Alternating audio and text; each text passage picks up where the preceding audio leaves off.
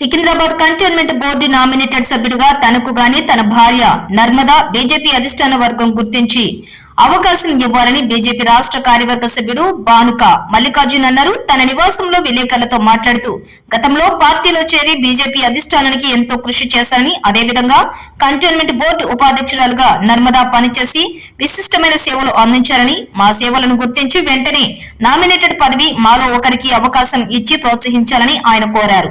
అధిష్టానం వర్గం 3 సంవత్సరాల పాటు ఒక్కరికే నామినేటెడ్ పదవి ఇచ్చే కన్నా సంవత్సరానికి ఒకరికి ఇస్తే బాగుంటుందని సూచించారు. ఈ మేరకు కేంద్ర మంత్రులు కిషన్ రెడ్డికి, బండి సంజయ్లకు వినతి పత్రాలు అందజేశామని, అదేవిధంగా ఆర్థిక శాఖ మంత్రి భగత్ కు, సీనియర్ రాజ్యసభ సభ్యుడు లక్ష్మణ్ కు విజ్ఞప్తి చేశామని, తనకు తన భార్యకు గాని అవకాశం వస్తుందని ఆశాభావంతో ఉన్నట్లు వారు తెలిపారు.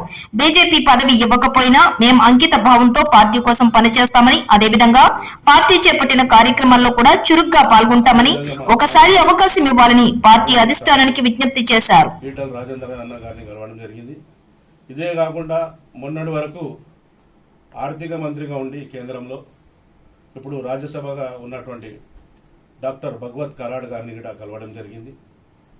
డిఫెన్స్ అధికారులను కూడా కలవడం జరిగింది. అవన్నీ మీకు ఫోటోలు షేర్ చేస్తాం.